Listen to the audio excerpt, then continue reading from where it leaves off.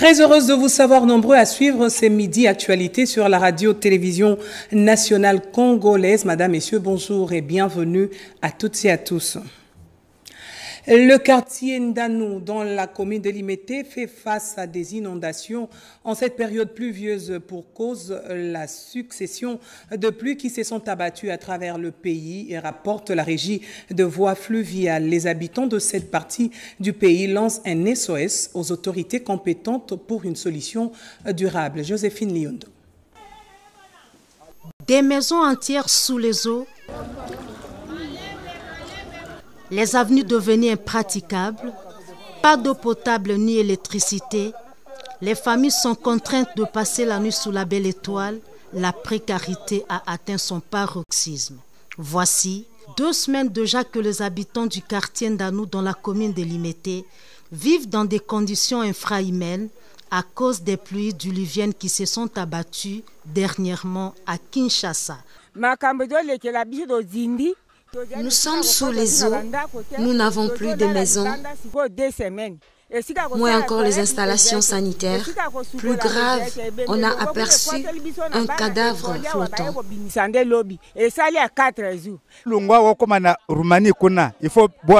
Pour atteindre Roumanie, il faut une pirogue. Les marchés, c'est encore trop loin. On ne sait pas y arriver facilement. Malgré les dégâts répétitifs, certains sinistrés avouent avoir été informés bien avant du danger que présentent ces sites en cas de pluie. L'État congolais avait interdit de construire sur ces sites, mais les chefs du quartier ont spolié ces terrains. Dans l'entretemps, les victimes de ces débordements des eaux du fleuve et de ses affluents espèrent recevoir une aide gouvernementale pour trouver une solution durable face à cette situation déplorable. On ne sait pas travailler dans ces conditions. Du coup, s'acheter du savon devient un sérieux problème. Nous demandons simplement de l'aide, qu'on nous vienne en aide. Ces habitants qui ont bénéficié de la visite du chef de l'État en 2022 attendent de pied ferme du nouveau quinquennat de Félix-Antoine Tshisekedi des solutions en termes de grands travaux afin d'assainir le quartier Ndanou, chaque fois victime des inondations. Situation similaire dans le quartier Mouchi, CPA, dans la commune de Mongafula, où maisons, hôpitaux, véhicules sont sous eau et les habitants ont le pied dans l'eau suite à la montée des eaux du fleuve Congo. Christine Lenzo nous en parle dans ce reportage. C'est depuis le 9 décembre 2023 que plusieurs familles habitant Mouchi CPA en Boudi sont des sinistrés. Leurs parcelles et maisons sont envahies par les eaux suite à la montée du fleuve. Une situation envenimée par les pluies diluviennes qui ne cessent de tomber sur toute la capitale. Le long mur bétonné s'est effondré. Ce mur séparait les parcelles du fleuve. On se baignait et d'un coup, le mur est cassé. Vers l'avenue Carrière, toutes les maisons appartenant aux travailleurs de la Banque centrale et des RTL sont inondées. Même les murs bétonnés, les séparant du fleuve, s'est écroulé par la force des eaux. Si l'on y prend garde, les eaux risqueraient de conquérir d'autres espaces. En tout cas, maman a regretté. Je regrette énormément. Sur ce site, tout va bien pendant la saison sèche. Étonnant, d'ailleurs, Papa Wemba avait chanté, le fleuve n'est qu'une parcelle, plutôt un passage. Avec Yatika Biso, Aembake, Ebale, Eza Lupangote, Ezaba, Balabala. Un peu plus loin, sur l'avenue Maïnga et dans les autres avenues sur Mouchi CPA, toujours en Boudi, les familles sont sans abri et ont besoin de l'aide. Des maisons, des clôtures, des avenues emportées, même les installations des Cari Congo qui exploitent les caillasses n'existent plus que de nom. Un peu plus loin, on cherche à protéger une maison en y érigeant un mur bétonné, question de protéger l'accès du salon, la cour étant envahi, on ne sait différencier ni la parcelle ni le fleuve. L'eau progresse et déborde jusque vers nos parcelles. C'est surtout l'exploitation exagérée des caillasses avec les pierres naturelles qui séparaient le site. L'eau progresse et déborde jusque vers nos parcelles. C'est surtout l'exploitation exagérée des caillasses avec les pierres naturelles qui séparaient le site.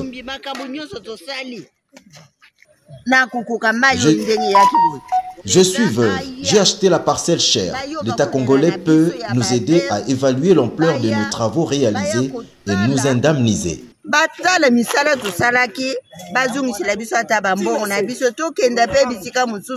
À cette allure, si l'on y prend garde, la pylône haute tension de la SNEL risque gros. Selon les témoignages, l'exploitation sauvage des carrières au quartier Mboudi en Ngaliema par certaines usines en dynamitant toutes les pierres qui servaient de protection naturelle provoquerait cette situation. Voilà pourquoi les habitants de ces coins demandent à l'État congolais d'intervenir en interdisant l'exploitation sauvage où il y a des habitations, surtout qu'il n'y a pas de digues dans ces coins. Affaire à suivre. Et puis cette communication du gouvernement, contrairement à ce qui est porté dans certains médias, il n'y a jamais eu une quelconque forme de négociation, des discussions ou d'initiatives entre notre gouvernement et les gouvernements israéliens sur le prétendu accueil des migrants palestiniens sur le sol congolais. Félicitations continuent de pleuvoir pour la réélection de Félix-Antoine Tshisekedi Tshilombo à la tête de la RDC lors des élections du 20 décembre 2023. La dernière en date est celle de son homologue de la République du Congo, Denis Sassou Nguesso. Pour cette raison, nous saluons l'issue heureuse des élections présidentielles, législatives et municipales en République démocratique du Congo. C'est ici le lieu de réitérer nos sincères félicitations au président Félix-Antoine Tshisekedi Tshilombo, qui vient d'être réélu à la magistrature suprême de ce pays frère, que des liens profonds unissent à la République du Congo. Notre intérêt commun et partagé, tant à Brazzaville qu'à Kinshasa, les villes capitales les plus rapprochées au monde, réside dans la consolidation de la paix dans nos deux pays. La paix dans cette zone contribue à la stabilité de notre sous-région d'Afrique centrale.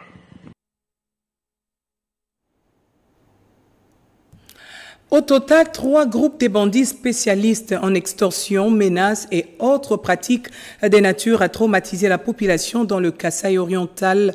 Ils ont été présentés devant le gouvernorat. C'était en présence de la population par les commissaires provinciaux. Le commissaire provincial de la police nationale congolaise Kasaï oriental, John Chabouine, a présenté mercredi 3 janvier 2024 3 bandes de bandits qui insécurisent la paisible population de la ville de Mbujimaï à la gouverneure de province Aïe Jili Kalengaka Bongo. La cérémonie a eu lieu sur l'esplanade du gouvernorat de province en présence de la population venue pour contempler ces bourreaux.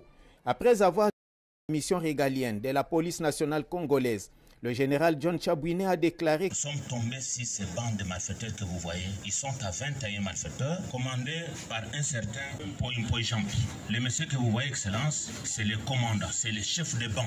Tous ces malfaiteurs qui opèrent dans les marchés de Bakanyanga et aussi dans les quartiers Ouetrafa et à la place Kanyan. Parmi ces gens, vous avez également un petit garçon que vous voyez là, Excellence. Malgré son âge, mais il est spécialiste en extorsion. Nous avons un autre groupe, un monsieur qui s'appelle Mutombompo Ilonard alias Moussiso. Le monsieur que vous voyez, Excellence, est allé voir monsieur Lukusa Kahira Martin. président interfédéral ville de Mbujimayi du parti Ensemble.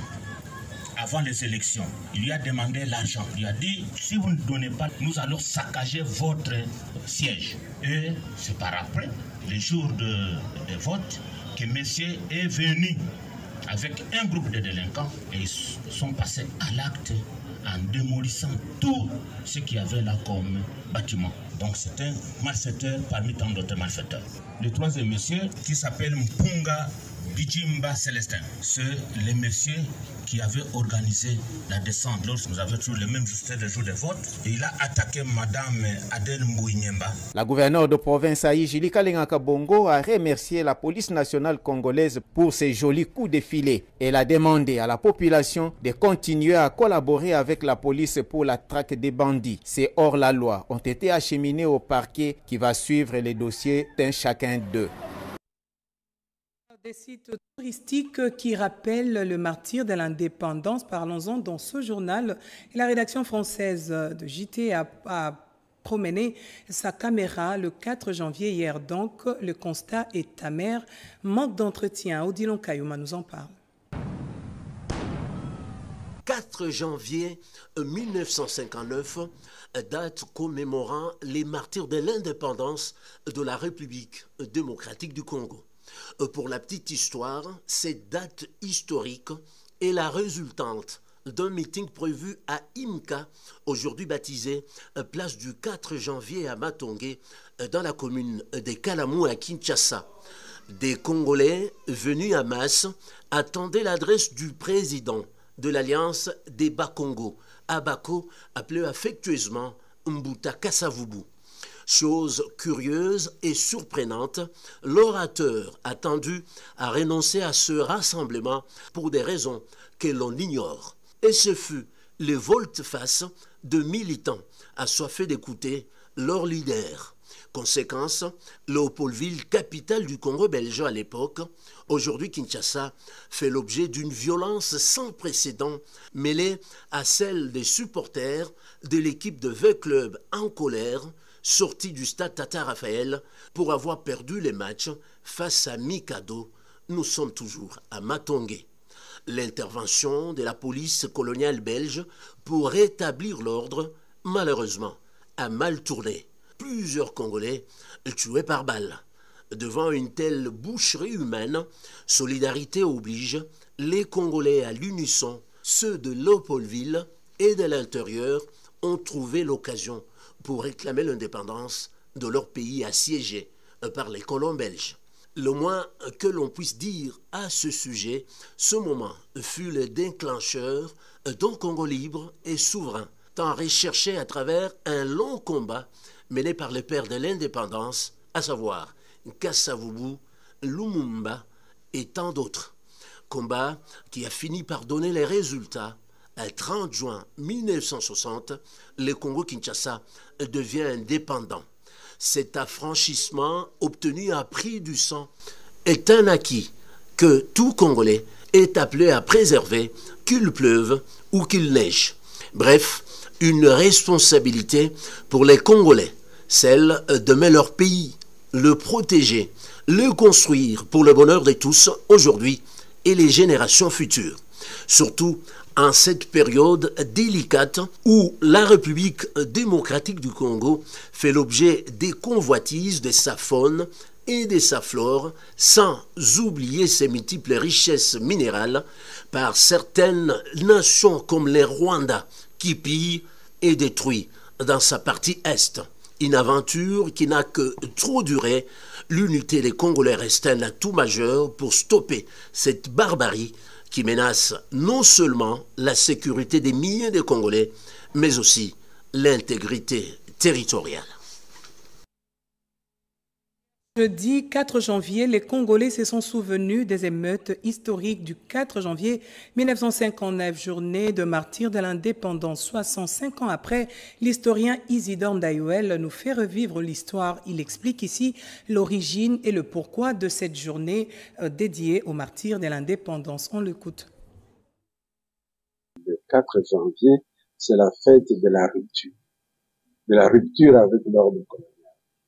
Alors, ainsi conçu, on devrait dire que sont martyrs de l'indépendance, d'abord tous les résistants de la période coloniale, ceux qui ont lutté, qui n'ont pas voulu, qui n'ont pas accepté l'occupation coloniale. Et là, ils sont nombreux. On va commencer probablement par tous les résistants des mouvements messianiques, les adeptes du kibanguisme qui ont été envoyés au loin dans plusieurs régions du pays, dans les prisons, les adeptes du Kitawala qui sont également dispersés dans le pays, des chefs coutumiers, des chefs traditionnels, et les leaders de ces mouvements, Simon Kimbangu en tête, qui va connaître un long emprisonnement pour Machi. Voilà, ce sont là je dirais le premier lot des martyrs de l'indépendance. Le second lot des martyrs de l'indépendance, ce sont toutes les victimes de la manifestation indépendantiste du 4 janvier 1959, dès la première législature. L'événement du 4 janvier 1959 a été quelque chose qui a marqué les esprits, tant au niveau de la colonie, mais même de la métropole. Parce que jusque-là, le Congo avait la réputation d'être la colonie moderne.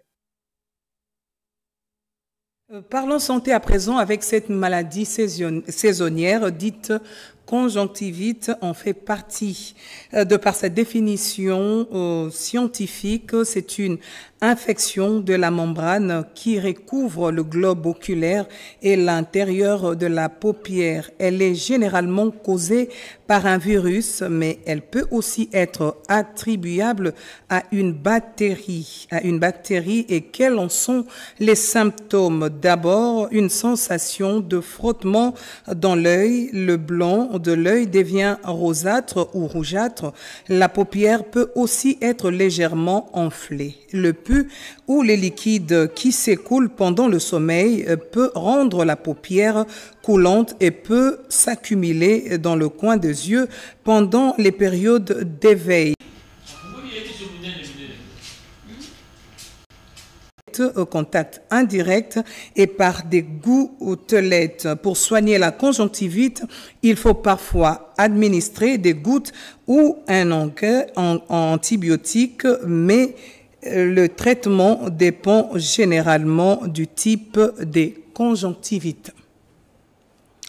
Et l'association de femmes médecins œuvrant en République démocratique du Congo se prépare déjà pour la tenue de leur assemblée générale. Pour garantir sa réussite, une commission ad hoc a été mise en place sous la direction de la présidente Bala Massili et Marie-Henriette. Objectif, préparer cette grande assemblée générale. Un reportage Rodé Panda.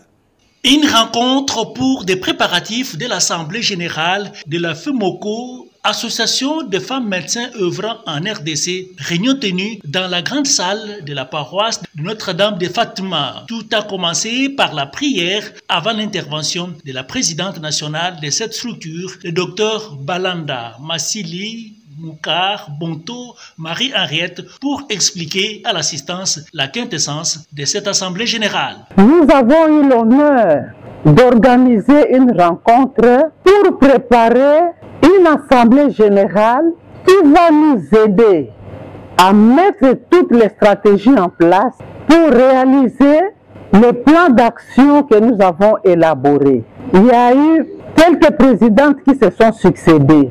Mais dès mon élection, j'ai voulu rendre visible notre association. Notre association est connue mondialement. Deuxièmement, j'ai voulu recenser les femmes médecins à travers la République démocratique du Congo. Il y a beaucoup de femmes médecins, femmes de valeur et de distinction.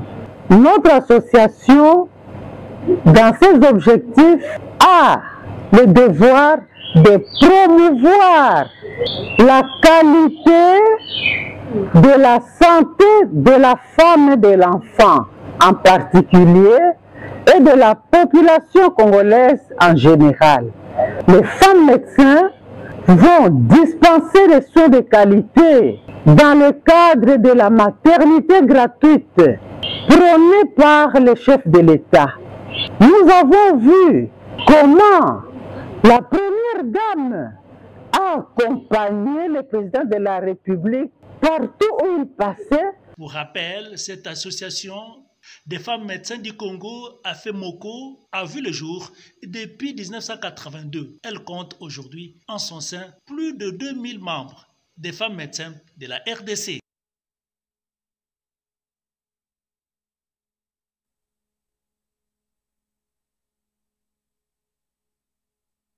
Journal, Madame, Messieurs, merci à vous de l'avoir suivi de partout à travers le monde sur la radio-télévision nationale congolaise.